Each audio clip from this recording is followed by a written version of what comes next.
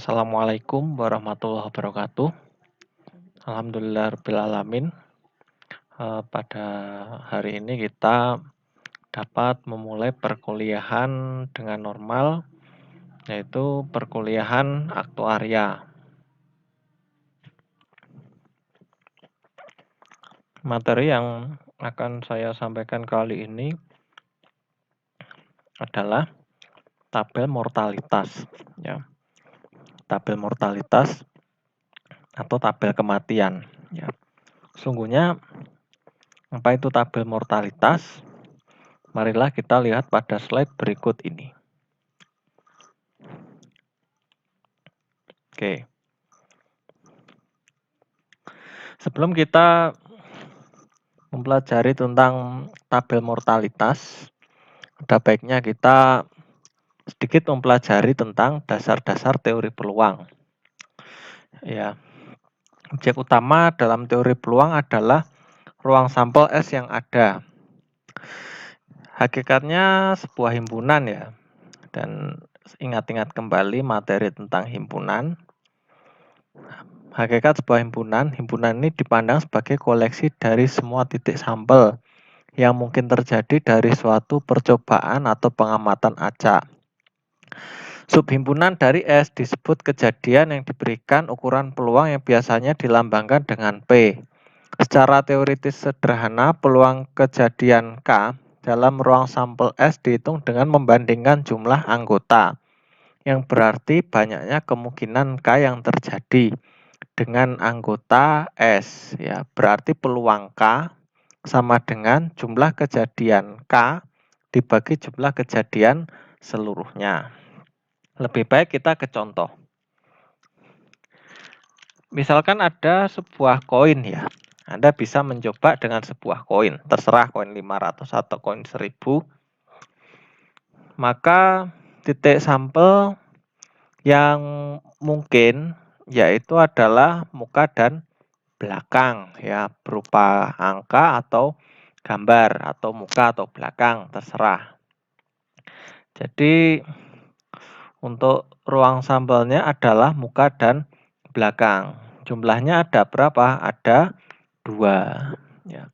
Misalkan kalau K1 atau kemungkinan pertama itu adalah munculnya muka, berarti peluang kejadian 1, ya.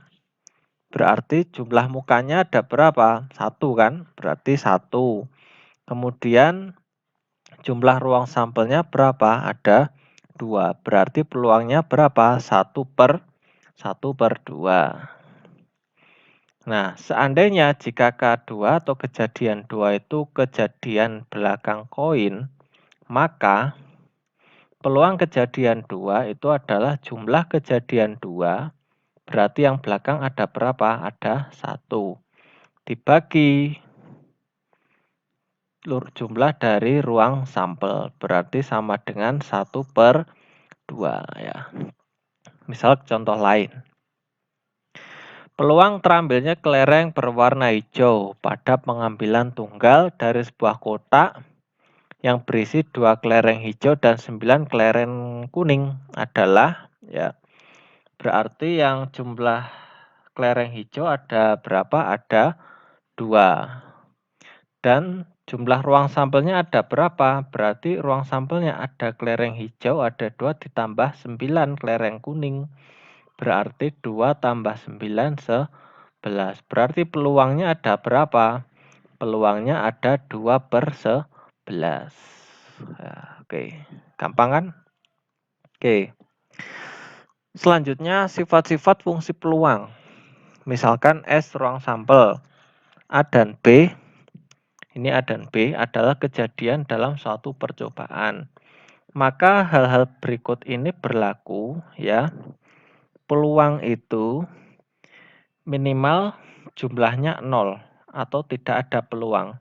Dan maksimal peluang itu besarnya adalah 1. Berarti kalau setengah itu ada di antara 0 dan 1. Kalau misalkan sepertiga atau 0,3333 itu berarti ada di antara 0 dan 1, ya. Misalkan seandainya ada angka 1, titik-titik, berarti itu bukan peluang, ya. Kemudian peluang dari himpunan kosong adalah 0, ya. Kemudian peluang dari ruang sampel itu adalah 1. 1 itu atau peluangnya itu 100%, ya. Oke, saya lanjutkan lagi.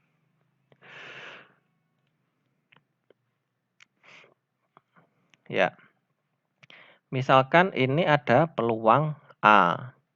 Kemudian seandainya peluang tidak terjadinya kejadian A, berarti lambangnya adalah peluang A C atau A komplement. Berarti ini kebalikannya dari peluang A.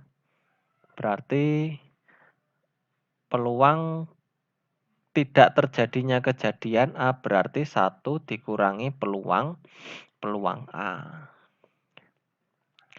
Terus yang keempat, peluang A gabungan B, yaitu sama dengan peluang A ditambah peluang B dikurangi peluang A irisan peluang B. Oke. A gabungan B itu melambangkan terjadinya A atau B, sedangkan A irisan B melambangkan terjadinya A dan B sekaligus. Nah, selanjutnya, jika A anggota atau subhimpunan dari B, maka peluang A itu kurang dari peluang B. Karena apa? Jumlahnya peluang A lebih sedikit dari jumlah peluang B. Ya. Misalkan peluang terjadinya A jika B telah terjadi, berarti peluang A irisan B dibagi peluang B. Ya. Ya, seperti itu sekilas dari sifat-sifat fungsi peluang. Kita lanjutkan ke contoh, ya.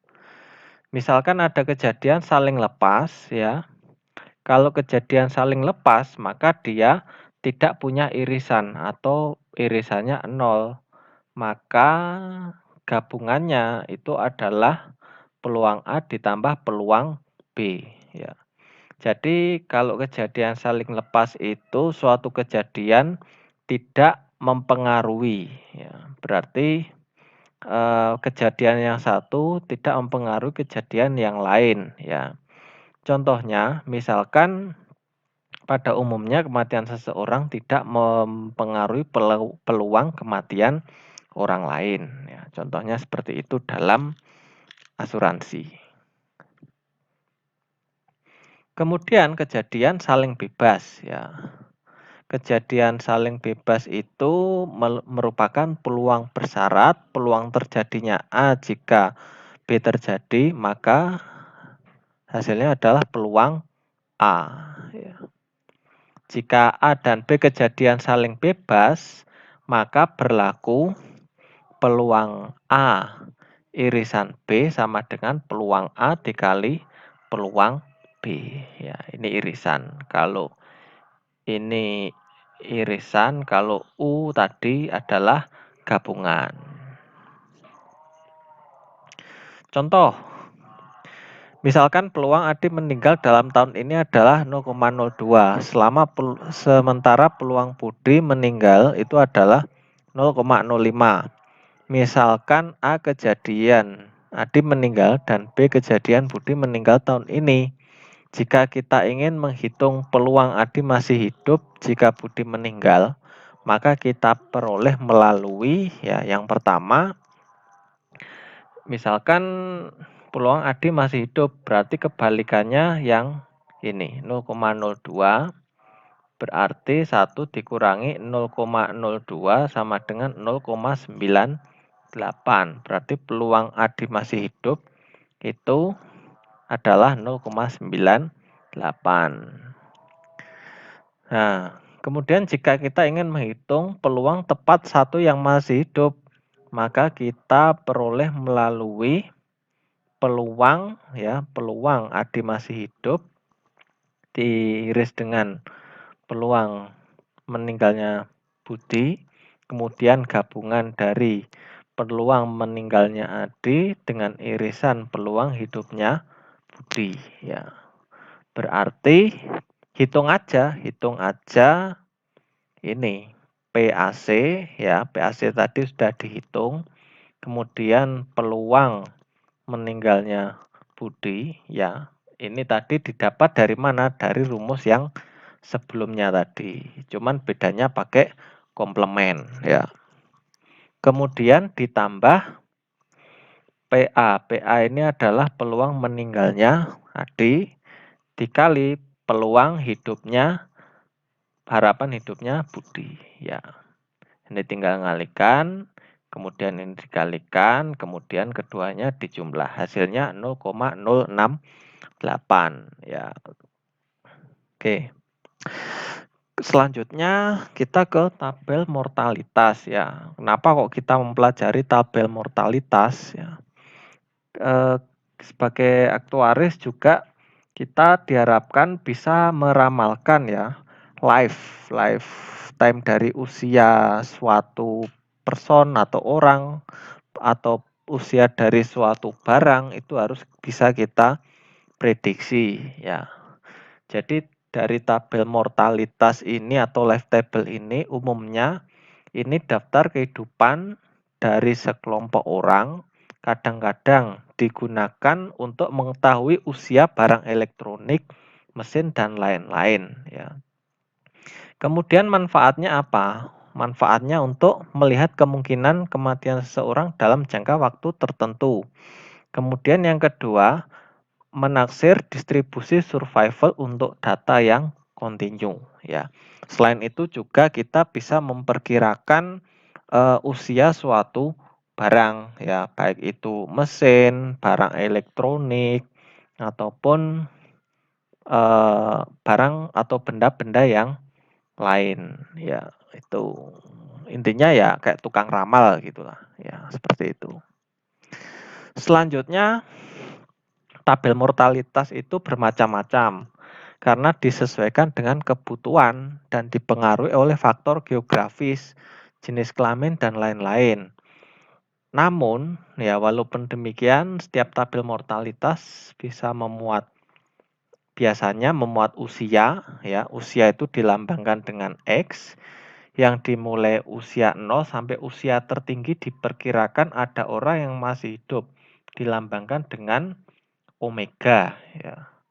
Kemudian jumlah orang yang masih hidup di usia X dilambangkan dengan LX. Jika dikaitkan dengan omega, maka L omega itu lebih besar dari 0, ya, karena kehidupannya lebih besar dari 0 jumlahnya. Kemudian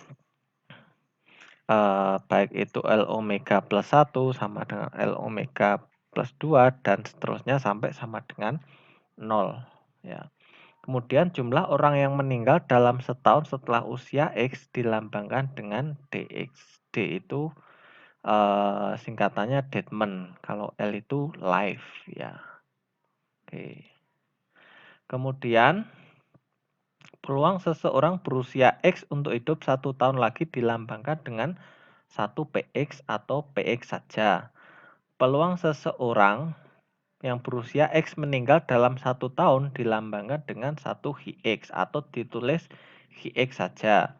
Kemudian harapan hidup seseorang berusia X dilambangkan dengan EX. Oke. Kita bisa melihat live table pada buku yang saya bagikan ke Anda semua, ya. Bisa dibuka kembali di halaman 135, ya. 135 ini mulai lampiran 1 tabel mortalitas Indonesia untuk laki-laki, ya. Ini ada X ini usia, ya, usia hidup. Sampai tertingginya itu kalau di sini maksimal ya 107. Oke. Jadi omeganya ini sampai 107. Kemudian LX-nya, LX ini adalah tadi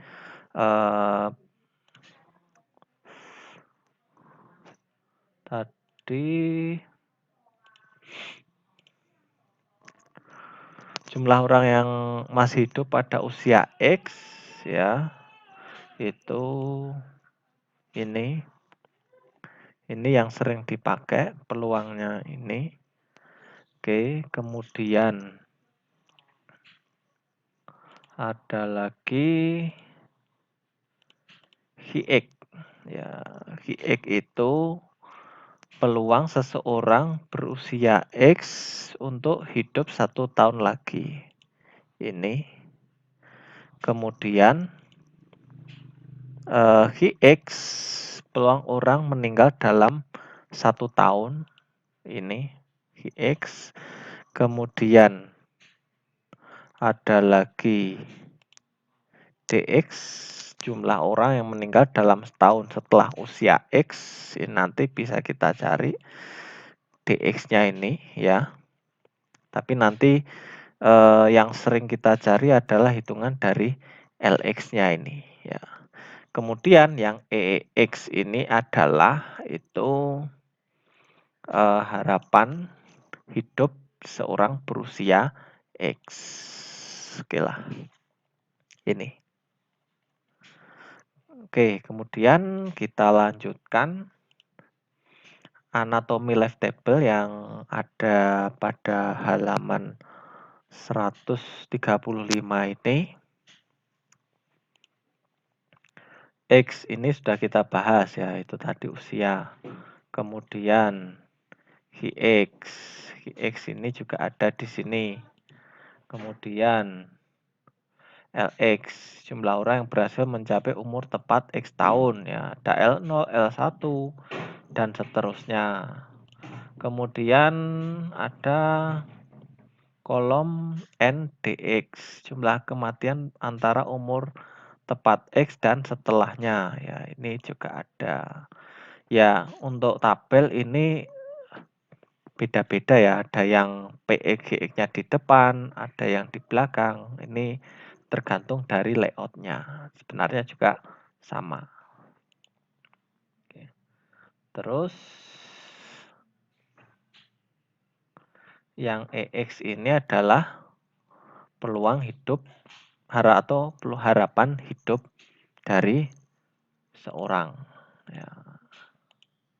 Harapan hidup orang berusia X. Oke. Kemudian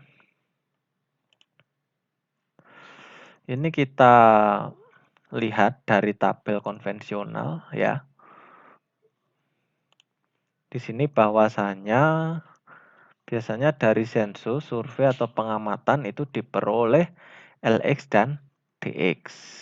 Kemudian semua bayi yang lahir pada tahun awal pengamatan didata dan jumlahnya ditulis L0. Dalam 1 tahun bayi yang meninggal didata dan ditulis sebagai D0. Ya, kalau hidup ditulis L0, kalau meninggal ditulis D0. Sisanya L0 dikurangi D0 adalah bayi yang masih hidup pada usia 1 tahun ya, atau ditulis L1 ya. Jadi LI plus 1 ya sama dengan LI dikurangi DI ya, itu gambarannya seperti itu. Yang kedua, PX, HIX, dan EX. Ini dari penghitungan konvensional ya. Ini bisa Anda cari, Anda buktikan misalkan PX diperoleh dari misalkan antara 0 dan 1 itu nanti bisa Anda hitung dari tabel sini. Misalkan PX ini asalnya itu dari LX plus 1 ya. LX plus 1 dibagi LX. Misalkan kita mencari P2, berarti nanti kita mencari L2 plus 1 berarti L3 dibagi L2. Nanti hasilnya juga P2. Sama aja. Juga ini bisa dicari dengan 1 dikurangi dx per lx. Bisa Anda cocokkan dari sini, ini juga ada dx-nya. Kemudian Hx ini 1 dikurangi px. Ya, seperti pada prinsip dari peluang tadi, sama dengan dx per lx. Oke. Nah, yang selanjutnya adalah harapan hidup. Harapan hidup seorang berusia X atau dilambangkan dengan EX didefinisikan sebagai rata-rata tahun yang bisa dilewati dalam keadaan hidup oleh seseorang yang berusia X. Ya. Maka formulanya jumlah tahun yang masih bisa dilewati orang-orang berusia X dibagi jumlah orang yang berusia X. Ya. Misalkan ada E5 berarti sama dengan L5 plus 1 ditambah L5 plus 2 ditambah sampai L omega ya per LX L5. Oke. Selanjutnya dalam penggunaan tabel mortalitas juga kita kenal 3 buah notasi lain ya. Misalkan NPX ini didefinisikan sebagai peluang seorang berusia X hidup N tahun lagi dan diformulasikan NPX adalah jumlah orang yang masih hidup pada usia X plus N per jumlah orang yang masih hidup pada usia X. Ya, berarti NPX ini bisa dihitung dengan rumusan LX plus N. Ya, berarti usianya berapa ditambah N tahun lagi. Berarti tinggal Anda jumlahkan per usia L hidup. Nanti L-nya carinya di mana? Ya cari di tabel.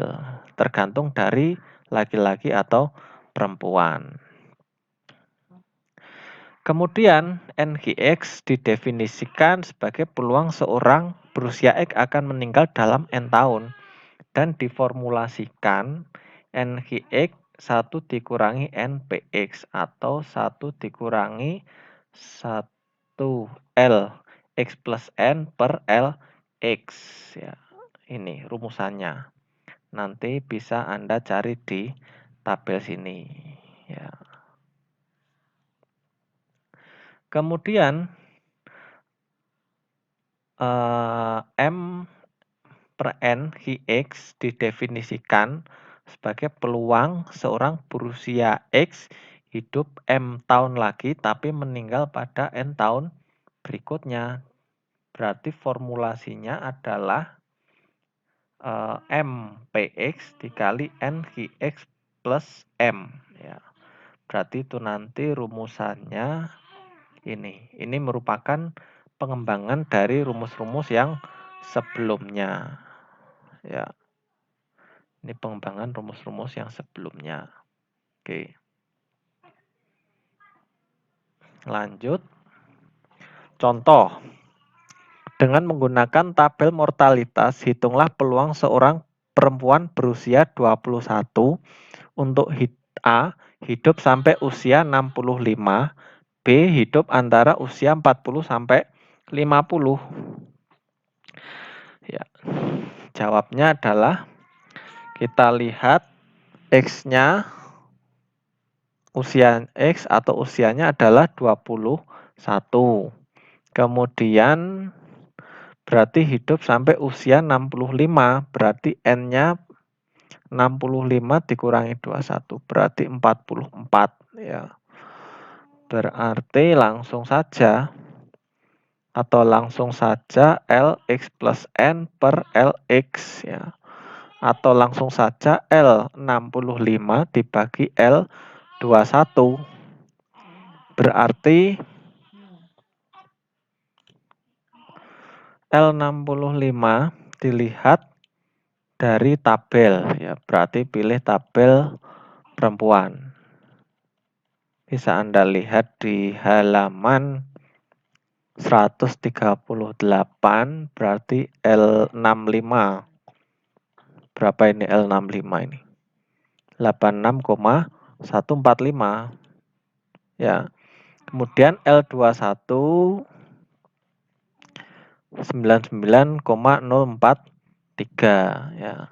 Berarti sama dengan bisa dibagi pakai kalkulator 0,8649. Selanjutnya kita melihat peluang seorang perempuan berusia 21 untuk hidup antara usia 40 sampai 50. Berarti pakai yang rumus ketiga tadi ya. N per M-nya adalah 19 dan 10 ini. Berarti N-nya 19, M-nya 10 ya. Berarti 40 dikurangi 21 ya adalah 19 ya. Kemudian 50 kurangi 40 itu adalah 10 ya. X-nya tetap X-nya 21 ya. Atau langsung saja caranya L40 dikurangi L50 per L21 ya. Lebih gampangnya antara 40 sampai 50 ya.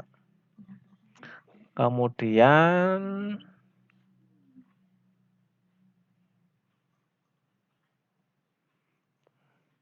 berarti kita lihat dari tabel.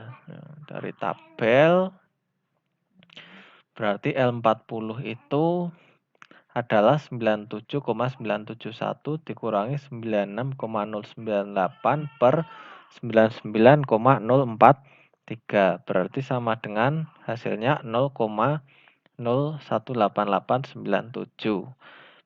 Ya, berarti peluang hidup antara usia 40 sampai 50 ya. Berarti 1 dikurangi 0,018897 sama dengan 0,98 titik-titik ini ya. Nanti bisa Anda cari. Oke. Untuk rumusnya ini nanti bisa dicocokkan dengan rumus yang ada di belakangnya ini. Hidup antara usia 40 sampai 50 ya. Rumusannya pakai yang ini. Oke.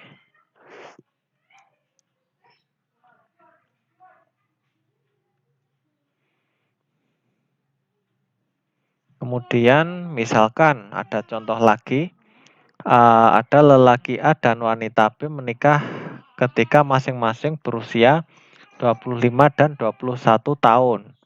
Ketika perayaan kawin pera mereka punya anak laki-laki berusia 24 dan 21 tahun. Berapa peluang semua anggota keluarga masih hidup pada perayaan kawin emas A dan B ya. Kalau kawin perak itu tepat pada 25 tahun, sementara kawin emas dirayakan ketika perkawinan tepat 50 tahun. Ya. Berarti Anda bisa gunakan yang ini. 25P46 ya. Terus 25P50. Kemudian 25P24 sama 25P21 ya.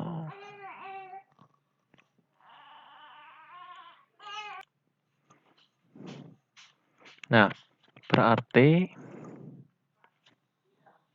kita lihat dari I50 ditambah 25 ya. Berarti ini kawin emas ya. Kemudian ditambah I46 ditambah 25. 46 ini dari 25 ditambah 21. Oke. Kemudian yang berikutnya adalah I24 ditambah 25. Ya. 24 ditambah 25. Ya. Kemudian selanjutnya I21 ditambah 25. Ya, jadi masing-masing ditambahkan 25. Ya, kemudian yang pertama dibagi L50, yang kedua dibagi L46, ketiga L24, dan yang terakhir adalah L21. Ya. Pakai pengembangan rumus yang tadi. Oke. Nanti bisa dicari di tabel sini dengan penghitungannya ini. L50 tambah 25 berarti L75 per L50 hasilnya berapa. Kemudian ini L46 tambah 25 hasilnya bisa Anda hitung. Kemudian L24 tambah 25 per L24 bisa Anda hitung, dan seterusnya. Nanti Anda hitung pakai kalkulator atau pakai Excel, hasilnya adalah 0,4531496. Ya, ini tergantung dari kekuatan kalkulator dalam menghitung digit di belakangnya. Oke. Kemudian selanjutnya Anda bisa mencoba mengerjakan tugas dari buku modul.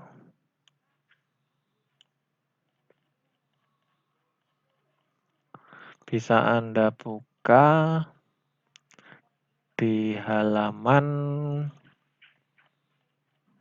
75. Ya. Bisa Anda kerjakan.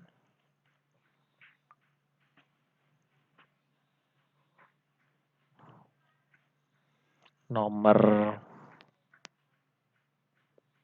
2.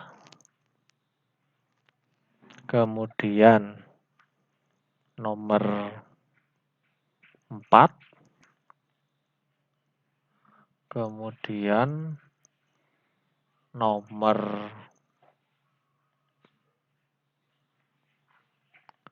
6. Ya, sementara itu dulu. Oke. Sekian perkuliahan dari saya. Semoga bermanfaat. Saya akhiri, wassalamualaikum warahmatullahi wabarakatuh.